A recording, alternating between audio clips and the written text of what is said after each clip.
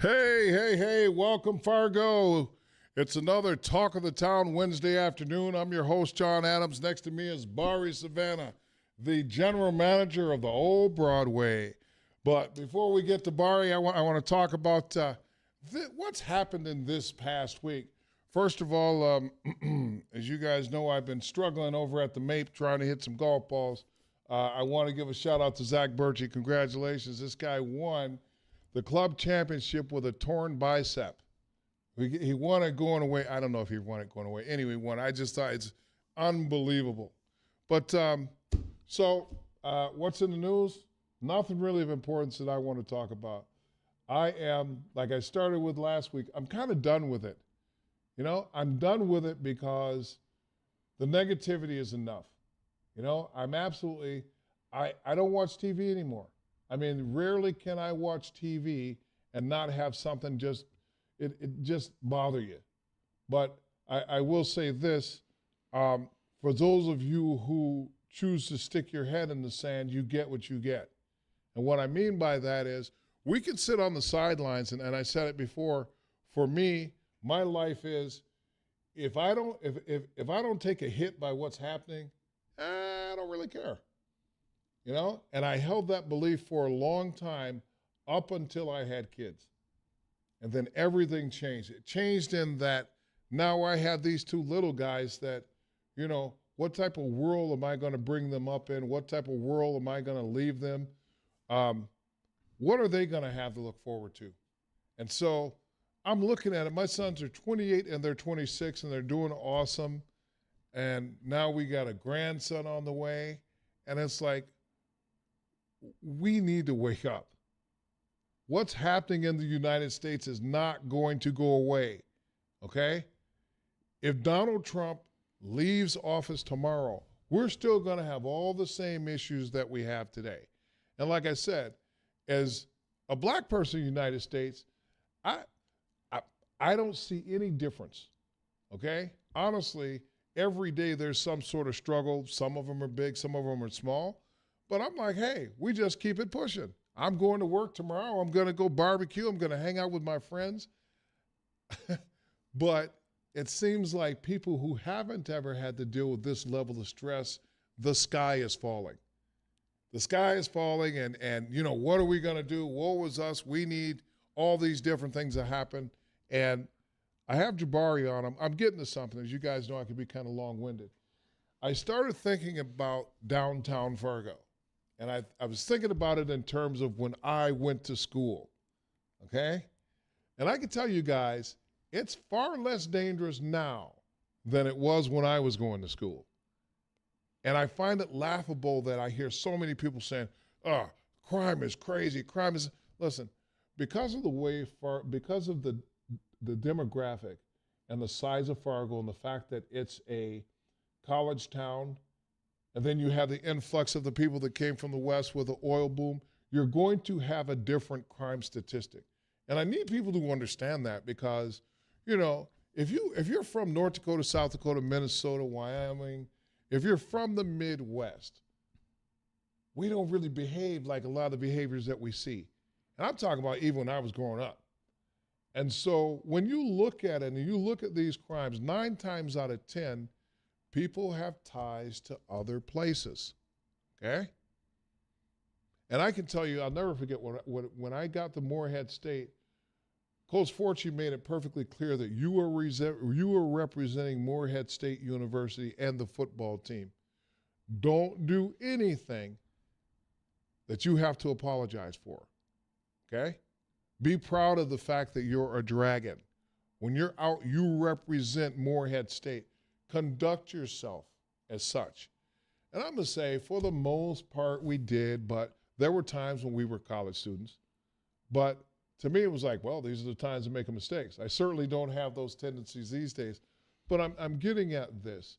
I need people to quit with the, hey, crime is rampant, crime is out of control. Crime is not out of control in Fargo.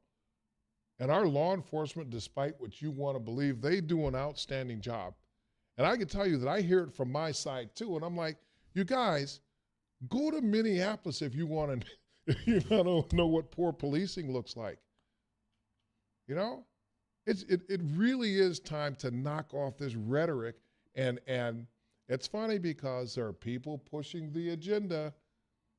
Okay, so now I met with Bari. I met Bari at the Push for Peace thing that Fred Edwards Jr. put on in response to the gun violence that happened in downtown. And we got to talking, and he told me a story, and then I said, well, what do you do? He says, well, I'm the general manager of the OB. First, I kind of laughed because I was like, oh, okay, because he's not what I expected the general manager of the OB to look like at all. They never looked like that when I was in school. They certainly do now. But I'm saying that to say this. I wanted to hear from somebody that has ties to the downtown business community, okay? And I imagine being at the OB, you're in the thick of it, so you get to see it all. So I wanted people to get this firsthand perspective. You don't have to hear it secondhand. This young man is going to come on and talk about the youth in the community that come in, and by youth I mean the college students, the regular Paytons, the diehard people that come in and eat the peanuts and throw them on all of that. But I want people to get a sense that Fargo is not in dire straits. And downtown certainly isn't in dire straits. And I hope people would open their ears and listen because, the way that we have things go south is people put it out there as gospel, okay? And then we have city leaders that, they push a certain agenda so that we can get more whatever for police. Or we need to take the park benches away. We need to take the park benches away to help curb vagrancy and stuff like that. I don't know about you, but what I know about people is when they get tired, they will sit anywhere on a plane. Are you going to take out the garbage cans? Because I can remember from time to time when I was downtown, I would lean up against a garbage can after dancing at the OB. So, stop with the foolishness is what I'm saying. Let's be mindful. Let's be logical in our thought process and not first, and I want to say this again, and not tear down law enforcement. And I've said it before, I've seen poor policing. I've been a victim of poor policing. And whereas there are things that I would change about the way they do their job, the cops that I know, the police that I know, that are out there, that are on these three-wheel scooters and doing their thing, they're trying. And I'm saying this to every part of the community. I'm not picking sides here. We need to look at it because I can tell you, if we choose not to respect them and we don't support them, things can be different. And when they turn different, then we have a different set of problems. So first, Bari, welcome to the show. That was a long introduction, but I needed the setup because I wanted people to understand that I'm fed up, but I'm not discouraged. Right. So welcome to the show, young man. How are you today? Thank you, man. I'm blessed. I'm super thankful to be here. I thank you for reaching out and having me come out and speak with you about not just myself, but the downtown community. Yes. And before we get any further, I'd like to make a couple corrections. Okay. So I am technically the GM of our nightclub. I am not the GM of the overall way. That would be my boss, PJ. So perfect. In that, at the same time, I'd like to say I never wanted to be noticed as a GM. Right. It was kind of him that kind of put that tag on me because it was always the tag of a nightclub manager. But to him, that's even better. He saw me as more. He saw me as more and gave me more responsibility, and with that became more discipline. To learn more about the industry, learn more about downtown, be more involved with things, to where now when things happen, I'm involved in that, and I don't get to shy away from when situations happen or when we have conversations about our community. So just that quick correction. Thank you, and that is even better because here's the thing. So with everything that's going on, part of the problem is, when people start dancing and drinking and blah, blah, blah. So we'll take the restaurant part out of it. Right. So we'll talk about the night because people are like, oh, yeah, the kids are down there drinking, they're out of control. When actually, this. It's actually the opposite. You have a few people that come in and there are issues, but for the most part, most people that come downtown want to do what? Have a good time. They want to have a good time. And I think one of the biggest compliments I've ever received, so typically in Fargo, you have a ton of different events, Mm-hmm. whether there's coaches coming from other places. We've had different teams come to play NDSU. We've had tons of, street fair. You've got the wrestling thing that just happened this summer. Right. And one of the best compliments I get is when people come back that have already been here, Mm-hmm. and they come back to the old Broadway downtown and they tell us how much of a good time they had, or they appreciate our staff, our door guys, our security. They appreciate our bartenders who are super friendly with them. And these are people that come from everywhere. These are people that come from Pennsylvania, Ohio, Texas, Colorado. So I think it's not just a testament to myself, but is also a testament to my staff and the way that they operate on a daily basis with so much diversity and so many different people that walk through our door. One of the things that I hear you talking about is empowerment. Yeah, PJ, is that the general manager? PJ, for so sure. So he empowered you, and it sounds like you've empowered your people to, first of all, take ownership of the whole thing. Big time. And like I said, I don't think I would be as invested had he not invested that in me. I started at the OB as a DJ and a door guy. I had no intention of working downtown or working in the bar industry. I used to work at Shotwell's Greenhouse in South Fargo. I used to deliver flowers for them as well. Okay. And ended up working downtown one weekend. Didn't know if I was going to like it. Didn't know if I was going to end up staying and trying to work kind of in the downtown community. And after working with PJ for a while, when I first got there, I never talked to the guy, to be 100% honest with you. I never talked to most of management that was there. And the more I got to know him and got to understand him, and the more that he empowered me, whether it was at the door or working security inside or as a DJ, and eventually came to me and asked me if I would be interested in management. And that was something that I denied and told him no to plenty of times. He probably asked me 5 or 6 times, hey, I need somebody to come in and be a manager at a nightclub. You've been here. You understand how things go here. You understand how things work here. Like, I'd love to have you here.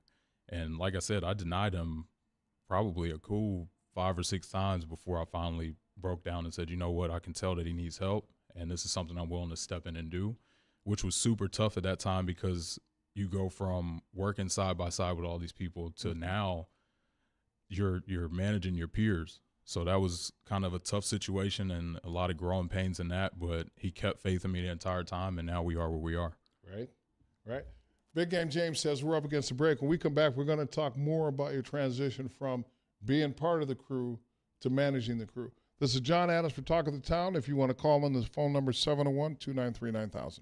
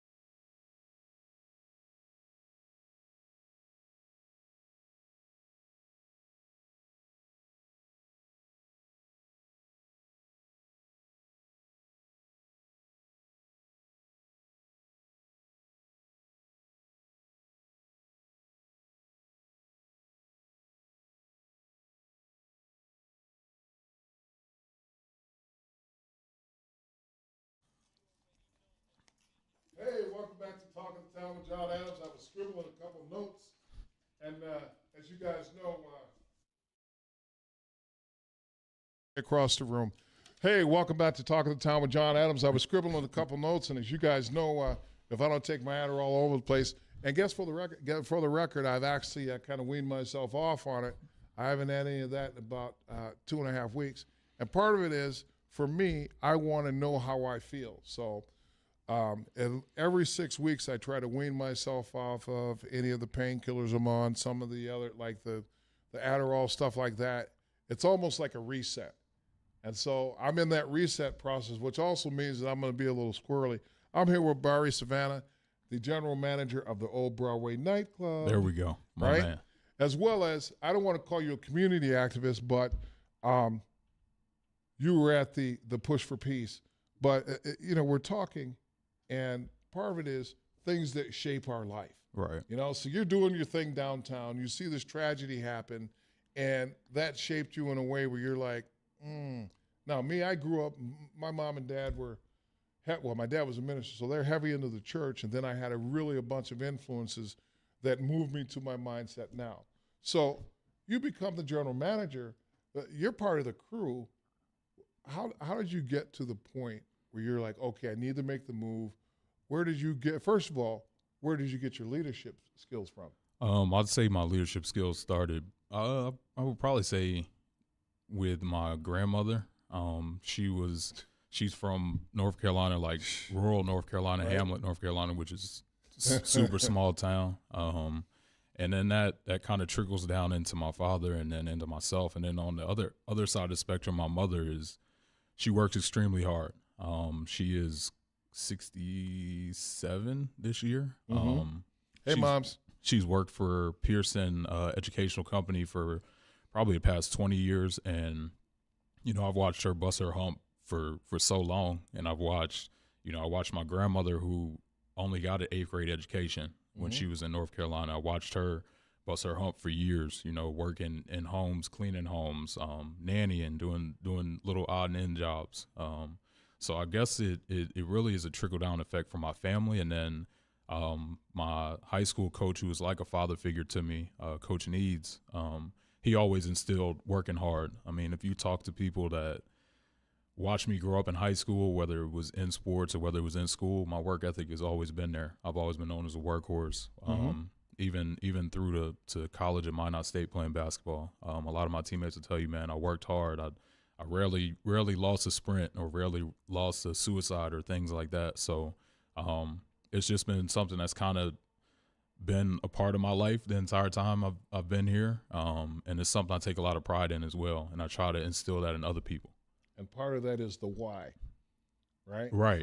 For me, my parents say, don't go out in the street acting a fool. Right. Same. That's the why, and my dad always said, look, when you become a man, okay, what you do means more than what you say, And so I could sit here and talk all I want, but when I talk about the community, if I'm not out in the community and I'm not trying to do something, it doesn't mean anything. It sounds like your grandma and the people you mentioned drilled that down to you. So now, how does that translate when you're supervising? Because it's different, because not everybody has that, right? It's like, how do you give people that? It translates by kind of the same way I said with PJ and how he had a lot of faith in myself. People are going to make mistakes, right? People, right. Especially people that don't generally work in that industry. When you think about the bar industry, we're not open 7 days a week until 2 a.m. like most bars are in major cities. We're open Friday and Saturday nights. So a lot of the guys that come and work for me are guys that are working construction during the week. They are guys that are working as line cooks during the week, or they're doing different jobs during the week, and then they come to me on the weekend to work this singular job for 2 nights. Right. So you kind of have to step back and have enough faith in them and enough trust in them, and at the same time guide them to where they need to be successful. So it makes it a tough job. Obviously, It's not an easy job when you get so many different moving parts from so many different places. But I like to think once you get those parts together and once you get the right people together, then that makes things a lot more seamless. It makes the building rotate and move at one pace, and everybody's on the same page. So I think it starts obviously with number one, getting the right people in, and we've had our fair share of, guys that didn't work out or guys that didn't, I don't want to say buy in, but didn't really fit our culture in that building. So getting rid of those people and then getting people in that are all on the same page and that can understand the mission. And the mission every night, at least for me, is to make sure that people are having a good time, to make sure that everybody gets home safe, to make sure that if issues do happen or something does happen, that we alleviate that issue right away. And it, like I said before, it's a testament to my staff, a huge testament to the way that they react and act to people and different diversities in our building. Like I said, the old Broadway is a different place, man. As you know, I come from a lot of different places. I've grown up in Houston, Texas, San Antonio, Wilmington, Delaware, North Philadelphia. And in those places, you're used to seeing that much diversity. In the old Broadway, I don't think any bar I've been in, I've been in North Dakota now for 10 years after leaving Minot. I don't think I've ever seen a bar as diverse from start to finish like ours. Right. You've got the college kids. You've got the guy that's coming to work in a steel factory from Louisiana. You've got the guys that come from Chicago that come out here to work at the Lund Boat Factory or work at, I believe it's Bobcat that's out here. Oh, yeah. So when you put all those people in one room, the biggest thing that I learned, and like you said, I believe you said earlier, back when you were in school, downtown was crazy, right? When I first started at the OB, I think I caught the last of the Wild West because when I first started working there, it was a little bit more dangerous. There were a little bit more of the grungy people that get into issues. So my biggest thing in taking that job was trying to do what I could to alleviate that, or trying to do what I could to get all these people to come into my building and coexist. That's one thing I speak a lot on with my staff is everybody here can coexist as long as we put them in a position to coexist. So whether it was making sure when I'm walking through a crowd to say, excuse me every time, and other people seeing me and saying, all right, man, this guy's got to get places he's moving through. There's a fight happening. And if he can take the time to say, excuse me and walk through this building, maybe we need to try that. And it didn't really hit me until I heard the first person bump into somebody, and I kind of stopped quick because I thought it was going to turn into something. And the guy looked at the next guy and he said, hey, my fault, man, excuse me.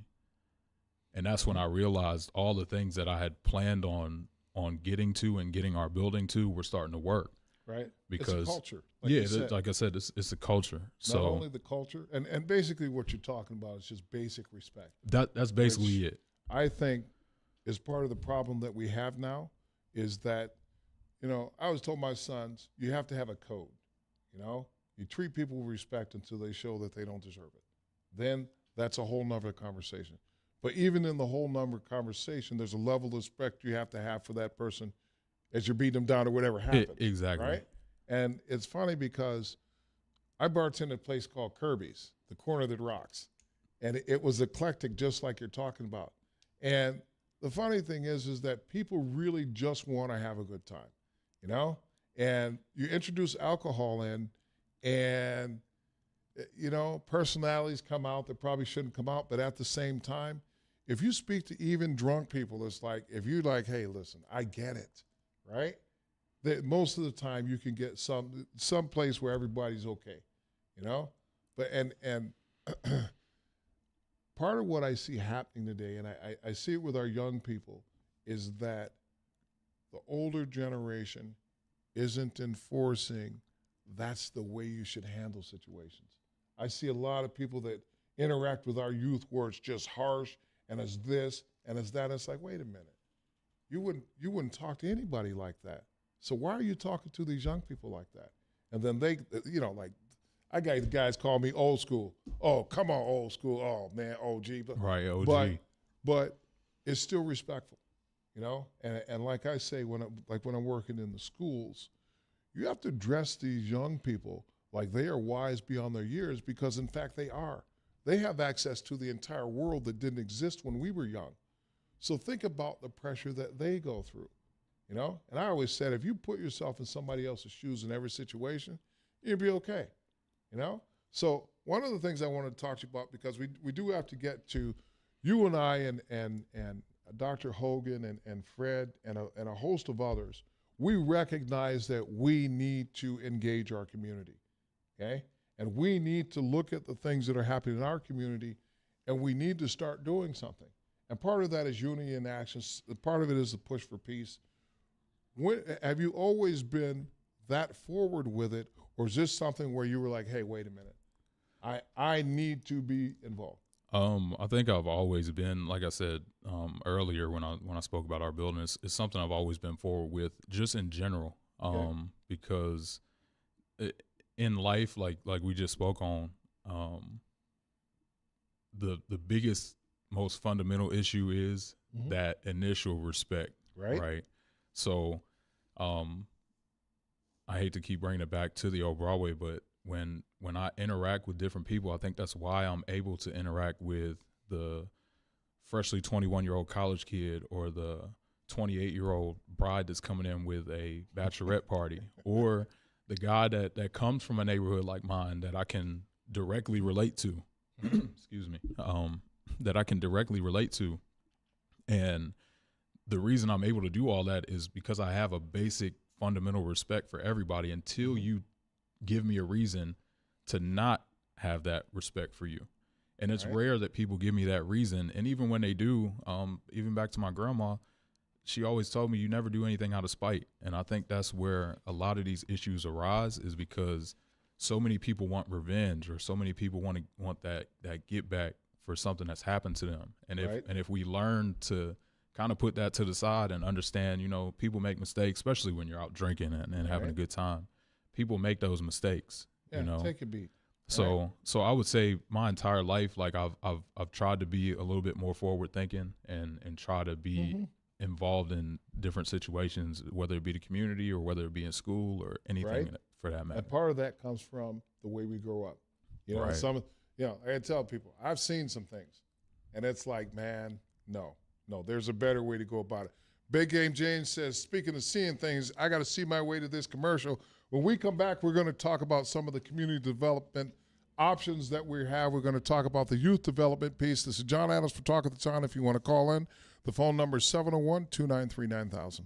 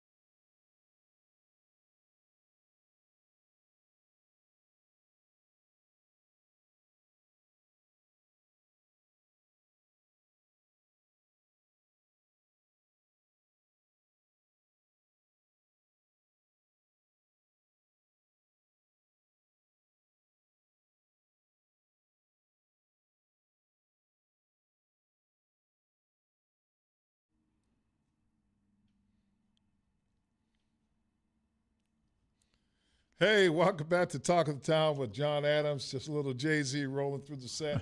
You have got to, James, I got to admit, you're on your game today. Nice intro music. I loved it. So, Bari and I are sitting here talking, and like I said, we went to the Push for Peace, and I went to, for those of you guys don't know, Dr. Hogan has a platform, a nonprofit organization called Unity in Action. And so for the past 3 years, Dr. Hogan and I, along with a few other leaders in the community, we have said we need to take responsibility for our communities, okay? And I've said it on this show many times. The government is not coming to help us, okay? At some point, we have to take ownership of it. We have enough economic viability in this community to have what we need to have. The point is that I just met Bari. How long have you been here? In Fargo. 7 years. He's been here 7 years. I've been here since 1985. We have to work and we have to build our network as men of color, okay? That's the first thing that we're doing, is that we're connecting each other, because let's face it, we all live in silos. You know, my silo is my wife and kids and my job and my work and my businesses. Your silo is running the nightclub, right? Doing your thing with your friends like Jared Bledsoe of the basketball academy, the next level. And so we're all in silos. And what our community development looks like now is we are now connecting to each other in a way that's going to help our communities be stronger, for our kids to be more empowered, okay? That's what's happening. And I don't want to say it's in response to, I will say it's in response.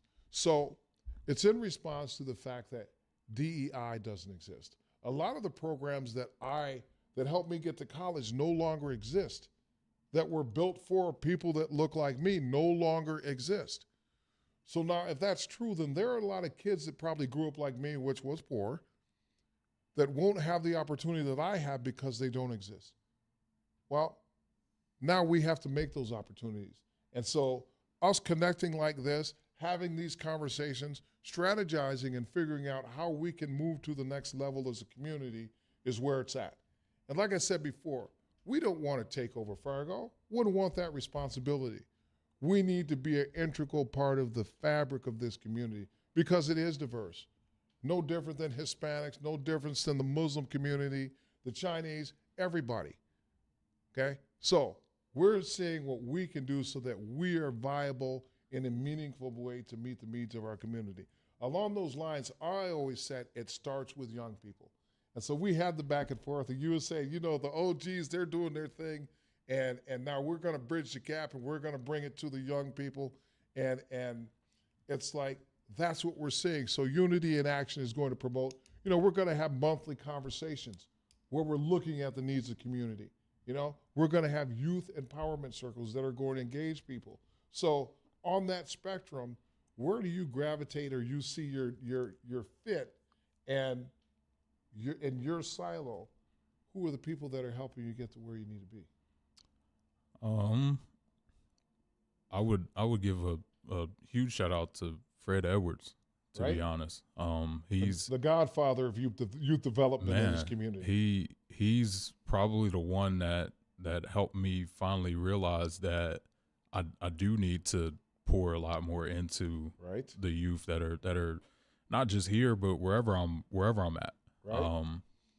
And that's kind of what I mean by like bridging the gap, and where I say I think my generation, and some people might not agree with me, but I'll say my generation kind of falls short, is that we need more Fred Edwards. We need more people with that mindset, with the mindset of making sure that we are helping the youth. You know, everybody's gone through different or similar situations. Right. So I would say Fred is the biggest in my silo, as you would call it, that helps me understand, man, like I need you to come to Umoja and talk to these kids, or hey, I'm going to this juvenile detention center, and these kids would love to hear from somebody that looks like them or has gone through some of the things that they have gone through.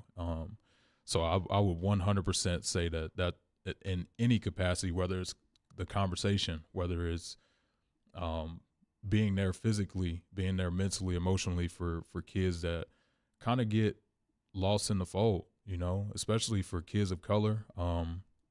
I think Fargo is an amazing place. I think it's super diverse. I think it's a place, especially for people that need a fresh start or need to, or kind of trying to figure out life. It's a great place to come and try to build on that. But at the same time, a lot of these families that move here for a better life, their kids end up getting kind of lost because they're not from this community.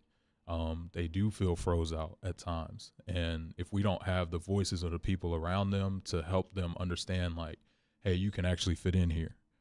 You do belong here. You can be a part of this community and be a great part of this community. I feel like if we don't have the voices of the people that can come out and instrument that in them, then we kind of fall short at times. And not to say that that's the reason for every kid that gets lost, but at the same time, we can find a lot more kids and meet, like you say, meet them where they're at and help them to understand that, man, you could be a good force in this community in a positive way. And like I said, I think that all starts with a lot of the work that Fred's doing. Like you said, the doctor that's doing this action as well. Yeah, for sure. And a part of it is, I always tell the kids, listen, if you give it a chance, because traditionally we stand back and we wait for somebody to show interest or show kindness because we've been kicked in the teeth. Yeah. Okay? And it's very hard to trust, you know? And even if somebody shows you all the kindness, you're still a little, why are they doing this? You know, they have no reason.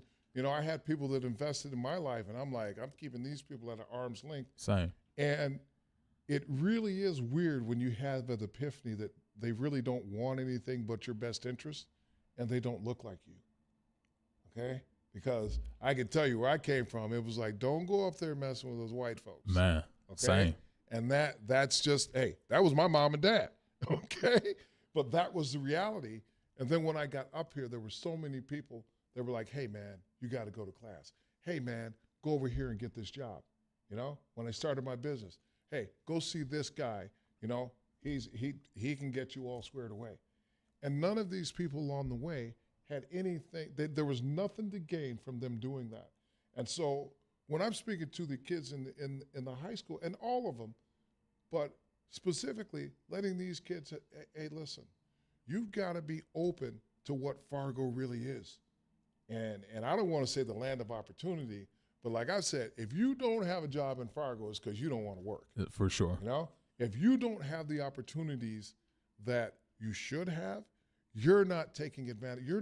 There's something you're not doing, and it's the accountability piece. But it's opening these kids up first. And so, you know, I've suggested that somebody needs to buy a building and just put a bunch of Xboxes and PlayStations in there. And in order to get in, you have to have a 2.5 GPA. You have to be doing some community activism work, something that engages these kids. And I'm telling you, a fair amount of the kids that are marginalized are going to gravitate to the win $5 on the Madden tournament. And it sounds silly, but you would be amazed. These kids move differently. You know, for us, we'd love to, hey, man, y'all want to go out and play football? You play football on the street till the lights came on. They don't even, when I talk to them about playing football in the streets, they're like, yeah, that's not a thing, Mr. Adams. But this is a thing. Meet these kids where they are. And it's not difficult. What I found is that most of these kids are starved for attention. They're starved for somebody to notice them, and not just in our community, but most of these young people. And that's where I think we can, as a whole, we can improve, specifically in our community. Big Game James says we got one more break. Somebody's got to pay the bills. When we come back, we're going to wrap it up with Barry Savannah. This is Talk of the Town with Jon Adams. If you want to call in, the phone number is 701-293-9000.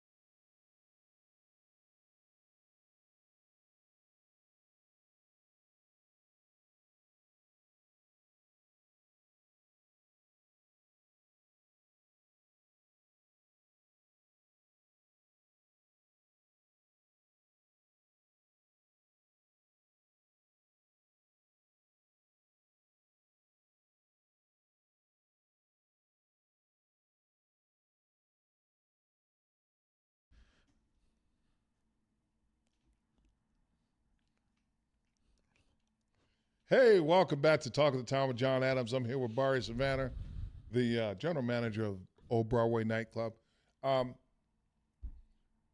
We've heard all of these things about downtown. What is your perspective on safety and the viability? And I mean, to me, downtown is vibrant. I love going down because it reminds me of Minneapolis, Right. because there's an eclectic mix of people on the street. You got the college students, you got the businessman getting off work. Talk about safety and viability from your perspective. I think that obviously we agree there's a big misconception when it comes to the safety of downtown. I'm downtown every weekend, right? There are college kids that I see every single weekend that walk in the door at 9:30 for our $2 you call it special. And for me, I guess the biggest thing is like if those kids can come out every weekend and feel like they're safe downtown. I don't think most of these kids that are from Enderlin, North Dakota, or these small towns that come out would want to frequent a place that they feel isn't safe. Right. Like I said before, we try to do everything in our power. I can't speak for every bar. Right. I don't have a relationship with every bar. Right. Sports bar, my boy Drew that runs sports bar, I know me and him are super close, and we run a similar establishment. Excuse me. So for the people that don't think downtown is safe, I ask you to venture out. I ask you to take the time to give us a chance and come down and actually see what downtown is like. Sure, when you're there during the daytime and you're shopping, you may see homeless people on the streets. But as far as like our nightlife is vibrant. Like you said, we have a diverse community that frequents downtown. So I would ask people to, if you're not somebody that frequents downtown or you're not somebody that's willing to step outside of that box and come downtown to see what's really going on, I would ask them to give it a chance. Well, I can tell you, I'll come downtown, but I think the Old Broadway, the nightclub, has passed me by, my friend. That's fair. I don't think they're doing the bump or the hustle down or the running man down at the club anymore. But to Barry's point, man, again, I say it every week, Fargo's a great place to live. You just got to get out and experience, get out from behind your keyboard and your TV, and be a part of the community. Now, you got some shout-outs to give, because if you don't shout out your grandma and your auntie and stuff, you're going to be in trouble, so. Yeah, for sure, man. Biggest shout out to my grandma Ruth, rest in peace. That's pretty much my backbone. That's why I am who I am and the person you see today. Okay. Obviously my mama, my dad, rest in peace to him as well.